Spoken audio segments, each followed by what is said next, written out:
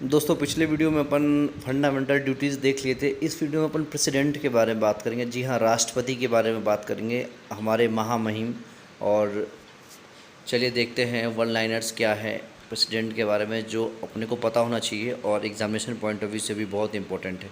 ठीक है, देखिए प्रेसिडेंट जो होते हैं यूनियन एग्जीक्यूटिव में president, vice president, prime minister, council of minister और अटॉर्नी जनरल होते हैं। तो इन सब में सबसे इम्पोर्टेंट जो होते हैं वो होते हैं हमारे प्रेसिडेंट, जो कि इस समय हैं मिसेज़ मुर्मू, द्रौपदी मुर्मू जी। तो फर्स्ट ट्राइबल प्रेसिडेंट है। तो इनके क्वालिफ़िकेशंस क्या होते हैं उनको देखते हैं। देखिए मेन क्वालिफ़िकेशंस कुछ नहीं है, सिटीज़न ऑफ इंडिया होना चाहिए, 35 साल एज होनी चाहिए और क्वालिफाइड होनी चाहिए election as member of house of people, यानी लोकसभा की जो क्वालिफ़िकेशन है उसको फुलफ़िल करनी ज़रूरी है। और कोई भी ऑफिस ऑफ प्रॉफिट होल्ड नहीं करना चाहिए, यानी कोई सरकारी नौकरी पे नहीं होनी चाहिए। तो ये इतनी बातें ध्यान रखनी है बस, इसके अलावा और कुछ नहीं चाहिए। अब अपन देखते हैं कि आर्टिकल्स कौन कौन से इंपॉर्टेंट है प्रेसिडेंट के लिए। देखिए 52 में है प्रेसिडेंट ऑफ इंडिया, 53 में है एग्जीक्यूटिव पावर, 54 में है इलेक्शन ऑफ प्रेसिडेंट, 55 में है manner of election of president, है ना। 55 में क्या है, मैनर ऑफ, किस तरह से इलेक्शन होगा वो। 56 में है term of office of president, 57 में है एलिजिबिलिटी ऑफ री इलेक्शन, क्या दोबारा री इलेक्शन के लिए खड़े हो सकते हैं। 58 में है qualification for election of president, 59 में है कंडीशन ऑफ प्रेसिडेंट्स ऑफिस, 60 में है ओथ यानी शपथ और एफर्मेशन बाय प्रेसिडेंट, 61 में है इम्पीचमेंट, इम्पॉर्टेंट होता है, ये पूछा जाता है कई बार। 62 में है time of holding election to fill vacancy in the office of president and the term of office of president elected, term कितना है और कितना टाइम होल्ड करेंगे वैकेंसी को फिल करने के लिए। ठीक है, आगे चलें। इसके बाद है कि सैलरी कितनी है। देखिए current salary of president is 5 lakh per month. 2018-19 के बजट में इतना सैलरी, लेकिन आज के डेट में बात करूं मैं तो आज के डेट में सैलरी है 5.9 लाख पर मंथ। ये एक प्रेसिडेंट की सैलरी है। ठीक है, उसके बाद आता है कि इलेक्शन ऑफ प्रेसिडेंट से रिलेटेड कुछ भी होगा तो वो कहाँ सेटल होगा डिस्प्यूट, ये होगा सुप्रीम कोर्ट में, हाई कोर्ट वगैरह में नहीं, ये सीधा सुप्रीम कोर्ट में, क्योंकि हम सुप्रीम कमांडर की बात कर रहे हैं। How can a president be remove from his office prior to completion of his tenure. तो देखिए एक ही तरीका है, आर्टिकल 61 जिसको कहते हैं इम्पीचमेंट, जो कि आज तक कभी हुआ नहीं है कि एक प्रेसिडेंट इम्पीच किया गया हो। ठीक है, महाभियोग कभी लगा ही नहीं आज तक। इसके बाद चलते हैं, अपन देखते हैं कि who has been vested with the power to remove president from his post. तो देखिए पार्लियामेंट के किसी भी हाउस में प्रेसिडेंट को हटाने की बात शुरू हो सकती है, लेकिन जो एक प्रोसेस है वो प्रोसेस फॉलो करना होगा। आर्टिकल 61, बार बार मैं कहता हूँ ये आर्टिकल बहुत बार पूछा जाता है कि इम्पीचमेंट ऑफ प्रेसिडेंट किस आर्टिकल में है, आर्टिकल 61 ध्यान रखिएगा।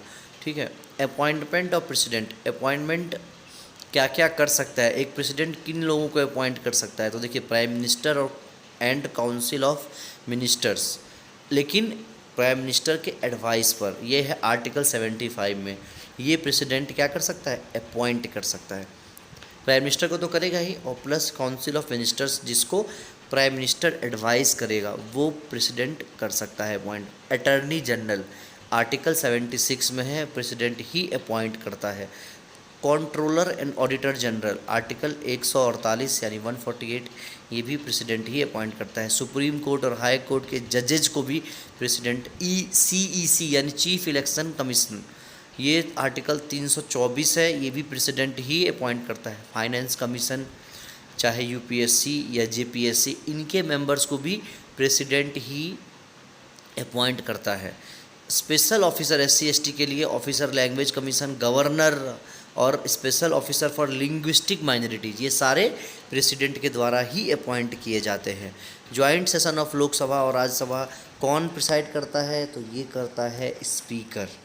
ठीक है, president of India utilised pocket veto, Indian postal bill आया था 1986 में, जैल सिंह उस समय प्रेसिडेंट थे, उन्होंने इसको यूज़ किया था और इसको यूज़ करने के बाद उन्होंने एक बिल था उसको पास नहीं होने दिया। पॉकेट बिल अपन बात करेंगे, पॉकेट वीटो क्या होता है, कैसी पावर होती है, आगे वीडियोस में आएगा तो बात करेंगे।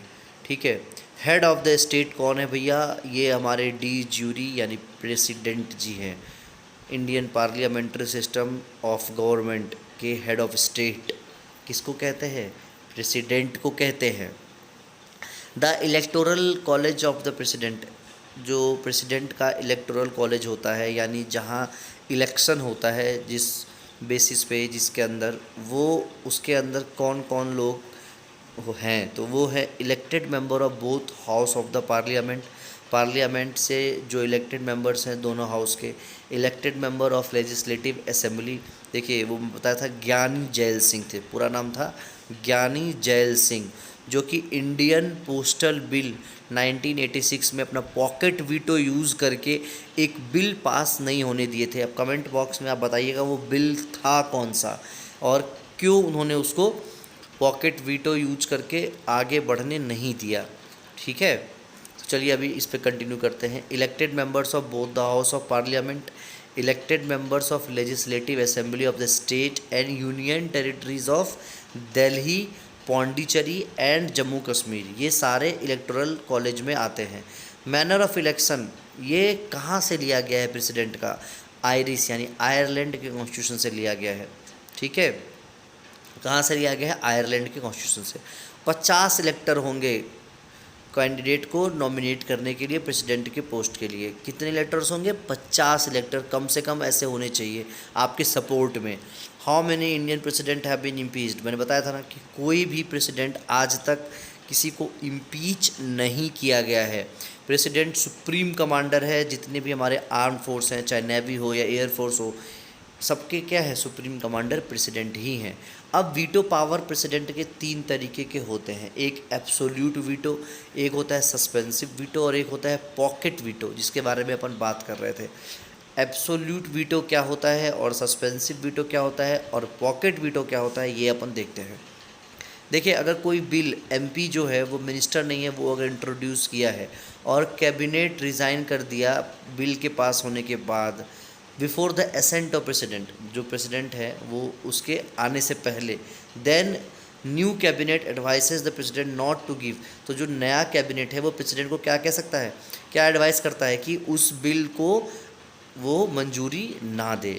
ये हमारा क्या है, एब्सोल्यूट वीटो। और सस्पेंसिव वीटो क्या है कि वो बिल को रिटर्न कर सकता है रिकन्सिडरेशन के लिए पार्लियामेंट से, लेकिन अगर बिल दोबारा आ गया तो भले ही वो मेजोरिटी के साथ आए या ना आए, प्रेसिडेंट को उसको पास करना ही करना है। पॉकेट वीटो ये होता है कि वो बिल या तो वो भेजे ही ना कंसिडर करने के लिए, ना रिकन्सिडर करने के लिए, वो बिल अपने पास रख ले, अपने पॉकेट में रख ले और उसको बहुत टाइम तक, कितने भी टाइम तक वो अपने पास रख सकता है और उस बिल पे एक तरह से वो रोक लगा देता है, रिजेक्ट भी नहीं कर रहा है और दे भी नहीं रहा है, रिटर्न भी नहीं कर रहा है। ठीक है, उसको कहते हैं पॉकेट वीटो, पॉकेट में रख के भूल जाना, इस तरह से। अभी प्रेसिडेंट कौन है, यहाँ पे देखिए, यहाँ पे दिया हुआ है रामनाथ कोविंद 14वें, तो 15वें कौन है, मिसेस द्रौपदी मुर्मू। ठीक है, अपनी 15वीं प्रेसिडेंट ऑफ इंडिया कौन है, Mrs Draupadi Murmu. First tribal president है। अब बताइए कौन से ट्राइब से है, ये आपके लिए मैं क्वेश्चन छोड़ रहा हूँ कि किस ट्राइब से है द्रौपदी मुर्मू जी। ठीक है, चलिए आगे बढ़ते हैं और आगे कुछ क्वेश्चंस देख लेते हैं। तो अच्छा, मैं द्रौपदी मुर्मू की आपको फ़ोटो दिखा देता हूँ। देखिए, यही हमारी है द्रौपदी मुर्मू जी। स्क्रीन पे जो फ़ोटो आपको दिख रही है ना, ये है अपनी प्रेसिडेंट द्रौपदी मुर्मू और ये बीजेपी की तरफ से प्रेसिडेंट बनी है। ठीक है, किसको हराया है, किसको हराया है वो आप बताइएगा कमेंट बॉक्स में। 25 जुलाई 2022 को इन्होंने प्रेसिडेंट पद का शपथ ग्रहण किया था, यानी प्रेसिडेंट ये बनी थी। इनको कितना टाइम हो गया है, 1 साल और 38 दिन, टोटल 1 साल 38 दिन से ये क्या है, हमारे देश की दूसरी महिला राष्ट्रपति। इससे पहले प्रतिभा पाटिल जी थी, अब दूसरी महिला राष्ट्रपति बनी है मिसेस द्रौपदी मुर्मू। ठीक है, आगे चलते हैं। चलिए जुडिशियल पावर की बात कर लेते हैं कि एक प्रेसिडेंट का जुडिशियल पावर क्या होता है। तो चलिए इस वीडियो में इतना ही, अगले वीडियो में अपन नेक्स्ट वीडियो में देखेंगे, ज़्यादा हो गया जाएगा वरना। चलिए, thank you so much, bye bye.